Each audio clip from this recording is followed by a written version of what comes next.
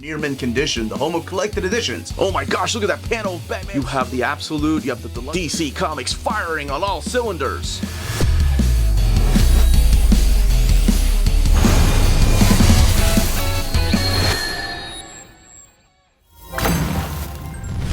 What are those things that go bump in the night? Well, this might actually answer that question. I am the Uncanny Omar, and today on Near Mint Condition, the home of collected editions, I'm going to be giving you an advanced look at the DC's Knight Terrors Omnibus coming out this week. So, let's go ahead and get started.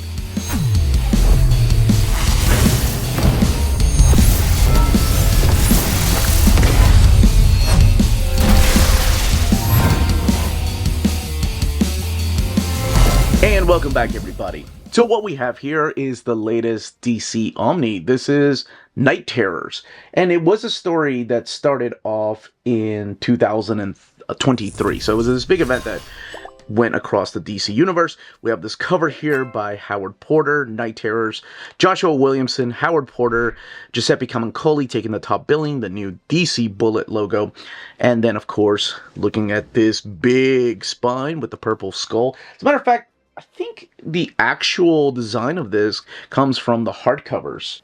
I figured while we have the spine out, this is what the Knight Terror hardcovers look like. And then, of course, all of this, believe it or not, is in here. But I thought the skull was from the Knight Terrors designs here. And then the purple, that was a good catch, the purple right there, they're using for the color here. But Joshua Williamson, Howard Porter, Giuseppe Camuncoli, the old DC logo, the old new DC logo right there, the Bullet logo. And we'll do an internal comparison here in a little bit. Fear everything. Yeah, that's what this is about. And then, of course, the ISBN, giving you a little bit of the synopsis, but not really telling you too much what's collected in here, and there is a lot. And then, of course, the retail price being $150. Now, underneath the dust jacket, we do have more images, but this time around from the different covers of the books. And then that's what the flaps look like. You have the skulls over here. And who is this lady? All will be revealed. But more importantly, what a lot of people want to know, or at least I've seen in my comment section, is how is this mapped? I will go over all of that, I promise. And again, more of the covers with that. I like that. I like that purple tone right there. All right, so that's what we're going to do. We're going to crack this book open. I'm going to give you the pitch. We're going to look at this artwork, and we're going to look at the extras. And there's a lot of extras, too. And also a quick comparison to the standard size hardcover. Okay, let's get this big Omni opened. Here's your end sheets right here with that purple tone. And what could be the map or a nervous system, if you will. Some veins there, or some cracks, and then Knight Terrors. Title page, Howard Porter and Romulo Fajardo doing the cover art, which we saw in the dust jacket. Superman created by Jerry Siegel and Joe Shuster. Supergirl based on characters created by Jerry Siegel and Joe Shuster. And then special arrangement with the Jerry Siegel family. Your table of contents right here, letting you know where you're going to find each of these issues. So, giving you an idea of when it originally came out, and then, of course, what the title of the issue was, because each issue has a title. And where you're going to find each of these issues. It does have number pages, so I know some people are like, oh man, I hate when table of contents. Yes, I understand. It's not just a DC exclusive thing. Marvel also makes those mistakes too sometimes when there's a table of contents and there's no page numbers. But I promise you, they are here. They're far... Hey, look at that. I flipped far few in between, but they are through here. All right. So, collected in here is the Dawn of DC Knight Terrors Free Comic Book Day Special number 1. That's what kicks us off. Knight Terrors First Blood number 1. Knight Terrors Knight's End number 1. Knight Terrors 1 through 4. Knight Terrors Action Comics 1 and 2. Knight Terrors Batman 1 and 2. Look, everything is Knight Terrors, okay? I'll let you know when it's not. Black Cat 1 and 2. Catwoman 1 and 2. Besides, I have the whole thing down here written down. Catwoman 1 and 2, as I mentioned. Detective Comics 1 and 2. Green Lantern 1 and 2. Harley Quinn 1 and 2.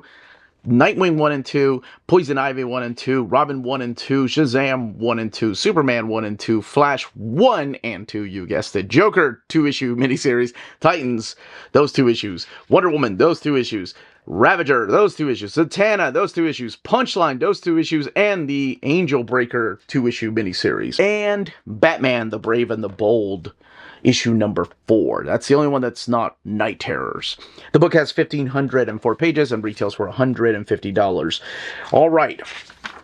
I'm going to give you the pitch of this. In order for me to give you the proper pitch of this, I do have to talk about the first 2 issues. So please keep that in mind, that I'm going to be talking about some spoilers, kind of setting up the first 2 issues of Knight Terror, but also talking about what in the hell each of these mini-series are, because it gets a little bit confusing. All right, we kick it off with the Free Comic Book Day special right here. And it is all the story of how Damian Wayne, drawn by Chris Bocciolo, by the way, is at the beach with his parents, his girlfriend, and Connor, his best friend. And then he starts seeing visions, and he starts seeing this eyeball, and he's inside of his nightmare. And because he's Bruce Wayne's son, because he's Damian Wayne, he knows that this is a nightmare, and he's got to wake up. And he does. He forces himself to wake up out of this nightmare. So he knows that he was caught in a nightmare, and someone is talking to him. Someone is saying seeing is believing. And this someone is going after the superheroes. And waking up from the nightmare is a very stereotypical thing, that it was only just a dream. Oh no, I'm still in another dream. So not like Inception, but more like the ending of a horror movie. Well, it was only a dream, and then you're like, oh no, or was it? Anyway, and then eventually he does wake up. And he wakes up when he was in the middle of a mission capturing Killer Moth and Firefly with Batman. And Batman's like, what was going on in there? And Damian's like, it was just a dream. So that kind of gives you a little bit of the idea of how this is starting, because Damian is going to play a huge part in this crossover. As a matter of fact, the cover here is a little misleading when you have the Trinity. This isn't really focused on the Trinity as much.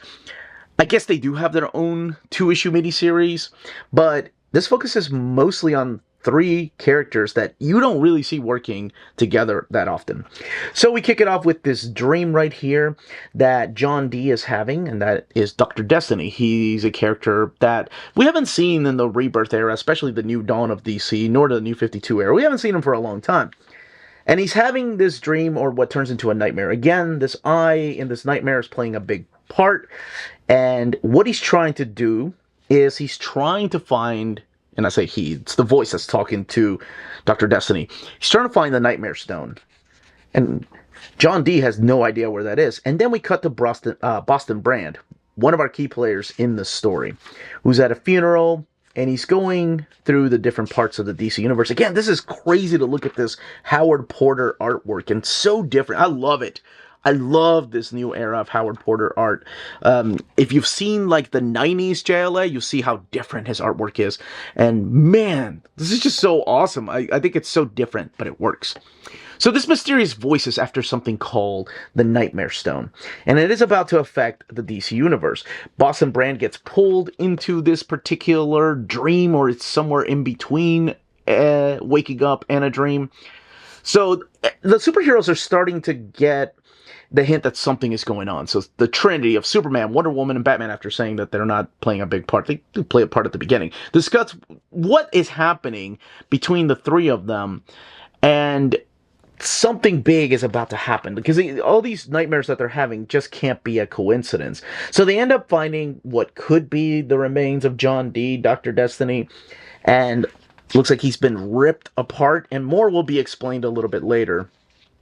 And then what happens is that this new character is going to be revealing himself. And across the DC universe, not just superheroes, not just supervillains, everyone is going to fall asleep and start having nightmares. Everybody in Arkham, everybody in Gotham, everybody in the United States, across the world, everyone is going to fall asleep at the same time. Superman falls asleep flying. Batman is in the middle of this fight against these creatures with the help of Harley Quinn and Deadman.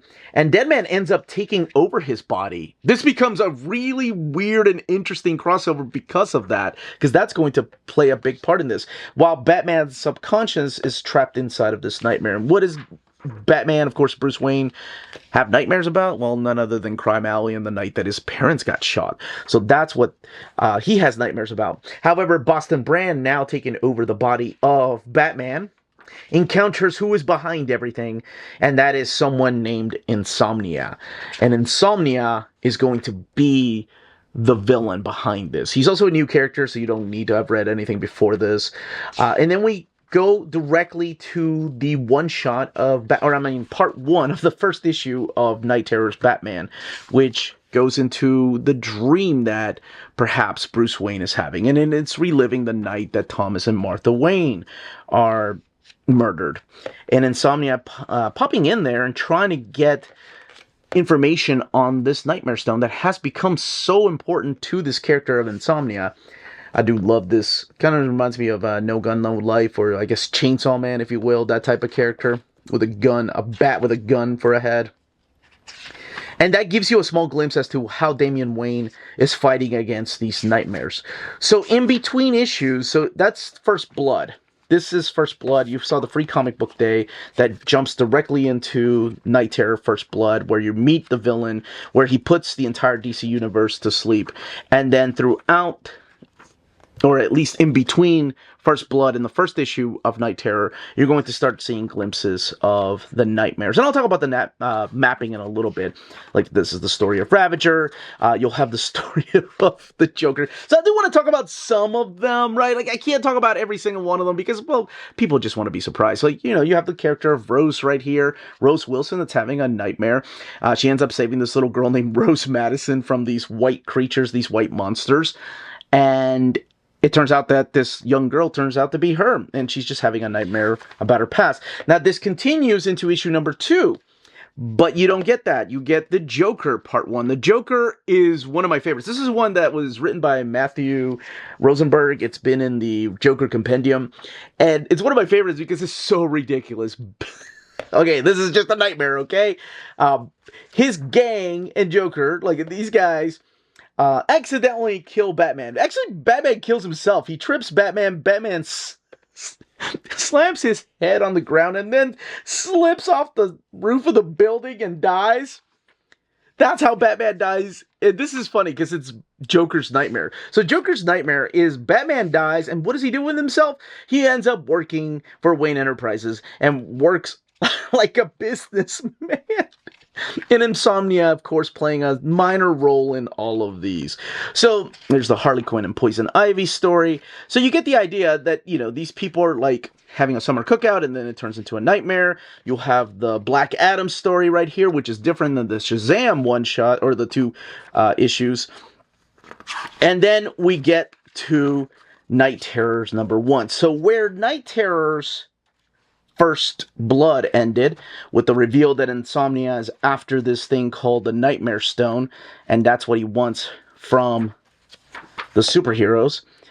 All of this are just issue number 1s of the one-shots, and then you get to issue number 1 of Knight Terror, where it picks up where we left off. So it's Insomnia threatening Boston Brand while Batman is having the nightmare. So if you think, like, wait a second, then how can it be mapped properly? Well, Batman is the one that's having the nightmare. Bruce Wayne is having the nightmare. Batman's body is being taken over by Boston Brand, who can take over anybody's body, right? He's dead, man. He can do that. Now, through some, I guess, a little bit of detective work, Boston finds out that this Knightmare Stone was once part of a big case. And again, I'm going to just talk about the first 2 issues, I promise, and that's it. I know there's only 4, but there's just so much in here, too. And that big case leads him to where he needs to go to next, and that is one of my favorite characters. So if you're a fan of the Sandman Mystery Theater, we get a zombie Wesley Dodds, resurrected from the dead by Deadman, who is also taking over Batman's body. So you have a team up. This is why I said this is such a team up of like 3 people against this villain while everybody else is having nightmares that aren't the most liked candidates to go on and be the main protagonist of any kind of crossover. But it works. I love that. So Boston Brand, Deadman, taking over Batman's body. A zombie version of Wesley Dodds, Sandman, the Golden Age Sandman from the JSA.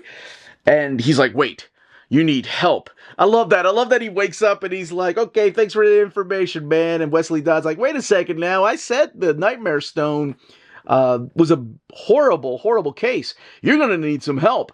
So it's this awesome team up of Deadman Batman with Wesley Dodds Sandman. And it's awesome. So the superheroes are having nightmares, some a little more nightmare fuel than others. In an interview, I saw Joshua Williamson talk about how he wanted to bring the DC horror into the DC comics. We haven't really seen that since probably Blackest Night as far as like an event. Some of the dreams, some of these nightmares are reliving the same thing over and over again.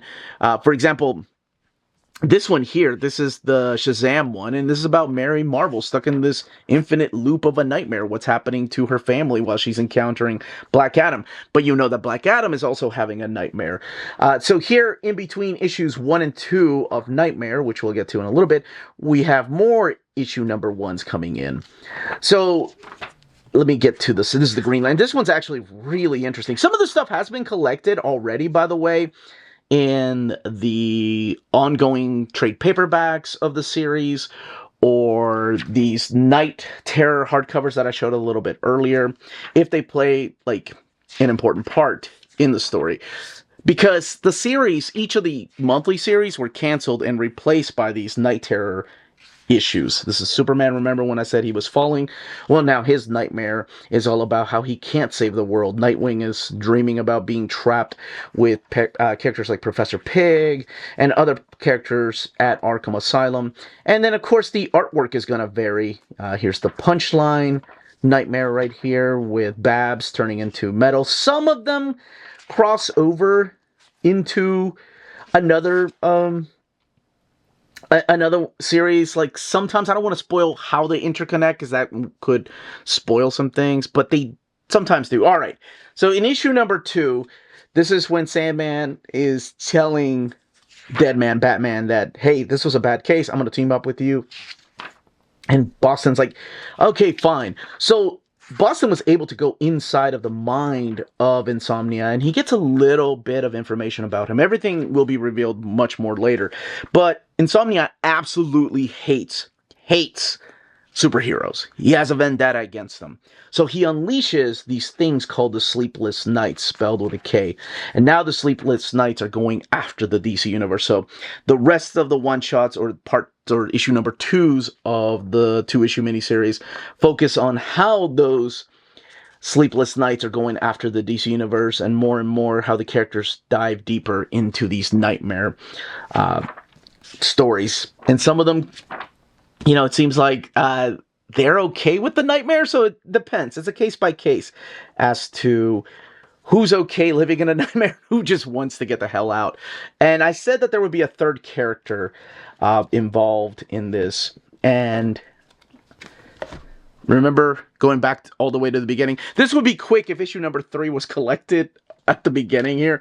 But yes, the third character is Damien. I don't want to spoil how he shows up, but if you weren't a fan of Damien, this might make you a little bit of a fan, because he comes in such a badass style, and what he says and does, and how he's able to stay awake while the rest of the world is asleep is really awesome. Some of the nightmares do remind me of horror stories, really inspired by things from like EC Comics or even Warren magazine. So mileage may vary, right? Not every one shot, not every story is great. Some of them are okay, some of them are and then some of them are like, holy crap, that was really good. But I will leave it up to you to decide, but that just kind of give you a small idea as to the artwork. And sometimes the nightmares do have something to do with the ongoing story, but for a lot of these, they're just kind of like written into a corner where the writer was like, hey, you gotta write a nightmare about your character, and the writer was on the monthly ongoing series was like, yeah, okay, I can do that. But let's look, because all of this, when I said this had a lot of extras, are extras, and mostly variant covers. They're all done in some of these are really sad homage covers. They're all done in splash page format, and sometimes they're in between issues. As a matter of fact, I forgot to mention that. I should have mentioned that in order for you to know, besides, of course, your table of contents, because they don't put you know, the actual issue number. They don't give you the logo or anything. So if you look in the back of the standard cover, they give you the variant cover right here for Knight Terrors Latana #1. This variant is by Kendrick Kunka Lim. And then you know you're reading Satana 1 there. This is a cool one that teams her up with Robot Man. And then in the back, I almost called him Mr. Robot. Again, more of the variant covers. Not going to go through each and every one of these, but these are for mainly the mini-series, right? Because they had a lot of variant covers. A lot. And they do give you the credit at the bottom, who the artist was. Most of them are not framed. Some of them are, though. Some of them have this border around there. But even the ongoing issues don't really have a... That's an awesome one right there. I'm surprised Kelly Jones didn't do like or offer to do a wraparound cover for this. Because when I think of like Knightmare stories, I think of The Sleepless Queen. That's who you saw on the flap here. The Sleepless Queen from the story of Wonder Woman. Or no, that was Zatanna. And then you have a little bit of the sketch gallery here, including what some of these characters have turned into, and then your end sheets. Now, before we talk about the binding, one of the things I wanted to talk about was the mapping. So over here, your table of contents will immediately reveal the mapping. And the mapping is publishing order. Not so much so like story arcs, because, you know, there is different ways to map events like this, because this isn't like a crossover event. This is an event, right? So they could have put all of DC Knight Terrors together, issues of, I guess, First Blood 1 through 4, and then Knight's End, which wraps up the series, and then giving you the 2-issue miniseries, but they didn't. What they did was, after Free Comic Book Day, you get Knight Terror #1, and then after that you get Batman #1, which can be read that way, right? Like, totally, because last thing you saw was Insomnia choking Batman, and he's trying to get information about this Nightmare Stone and who has it, and of course, you know, Boston's trying to figure out who has it too. And then you can go to the Batman story where Bruce Wayne is now having nightmares, and you have Insomnia dressed like a dead Robin there. And then you go to Ravager. So you don't go immediately to where it takes off, right? Like, you have Ravager #1. But the issue comes because at the very end of this, it continues. So instead of reading Ravager #2, you go and jump into Joker. And Joker also continues. So I guess it depends on what kind of reader you are. I'm kind of in between. I think for me, this is very reminiscent of something they did for like Flashpoint, right? Giving you the publishing order of an Omni. And I'm not the biggest fan of that, because this just like collecting monthly issues. I like story arcs collected. So what I wish they had done, and they did, I do think they really did put a lot of thought into this. What I wish they had done is, for example, this is the Flash book right here. Flash #1. I wish they had put Flash 1 and 2 together, so you didn't have to go like 12 issues in between Flash 1 and 2, because they don't really add anything to the main story. It's more like, here's a nightmare. Oh, you're going to have to wait till issue #2 comes out for you to know how that nightmare ends. And the main story arc is broken up like that. So to give you an example, for let's go back to the table of contents. It's a lot easier than flipping through here. Between issues 1 of Knight Terror First Blood, how it kicks it off, and actual Knight Terrors, you've got 1, 2, 3, 4, 5. 1, I think it's necessary. So you got about 4 issues in between. That's fine. Between Knight Terrors 1 and 2, though, you've got 1, 2, 3, 4, 5, 6, 7, 8, 9, 10. 10 issues in between Knight Terrors 1 and 2. And I think that will bug some people. Others will be like, no, that's cool. I can remember everything. And maybe that might be my problem. I like story arcs to wrap up, and that's the way that I remember them better. But this is really depending on how you like your books. If you like your books mapped like Flashpoint, you know, in publishing order, this is great. If you like your books mapped like Infinite Crisis, where story arcs are kind of put together and wrapped up, this is not it. However, you know, we have seen cases where Marvel has done the event at the beginning, and then all the little mini-series that take place in between the event in the back. So I don't like that either. I kind of want something in the middle. But let me do a quick, and I mean a quick comparison, because I did talk about this for a while now. I wanted to come back to issue number 1. Actually, no, let's just compare it to the First Blood. So here we have Knight Terrors. This has the main series. So yeah, what you would see in Omni sometimes is all of this, then all of the other trade paperbacks collected in an Omni format right after this. So this has this also has the old I'm going to talk about the binding here in a second. The newsprint, not quite matte paper stock, so the colors are definitely going to look different because this has a glossy paper stock. To kind of give you an idea, yeah, so the colors look a little more vibrant over here than over here. And of course it's bigger because we are talking about Omni sized. And I said I would talk about the binding, 1,504 pages. It is sewn binding, and as I mentioned, printed in this glossy paper stock. So it's not that satin paper. It does feel like it's a glossy paper stock. It's not as thick as it used to be. You can see a little bleed through happening, especially towards the like lighter colors or the whites. But it does lay over rather well, I think, for the most part, for having not that big of an eye. But here, for example, you do get minimal gutter loss, so that's not bad, considering that eye is not big at all. And I've stretched the spine quite, I think, probably about 6 times. But that is Knight Terrors Omnibus. And that, as they say, is that. If you're interested in purchasing this omnibus, don't forget to check out our sponsor, cheapgraphicnovels.com, your online home for graphic novels and collected editions up to 50% off cover price. They have excellent shipping and prompt and helpful service. Check out their bargain deals for up to 90% off cover price. And don't forget that CGN also takes pre-orders. That way you don't miss out on the hottest releases. And they are currently running a special promotion for you minties. If you're a first-time customer, after receiving your order confirmation email, reply back to that email and let them know Near Mint Condition sent you their way. They will then apply a free shipping promotional credit to your next order in the US. Cheap Graphic Novels, your source for the hottest books with the kind of deep discount, quality shipping, and customer service that will keep you coming back for more. And that was the content, the page count, and build of this omnibus. Let me know in the comments down below if you are picking this up, if you already have the hardcovers, what you thought of the story, and also what other event do you want to see DC collect in an Omni format. Seems like more and more we have all these different titles coming out in DC Finest and also in Omni format, so I am curious, what event would you like to see collected? I always do my most wanted DC Omnis in July, and as a matter of fact, we're going to start doing the DC Omni and Absolute reprint poll next Monday. We're kicking it off at 5:30 p.m. Eastern Time.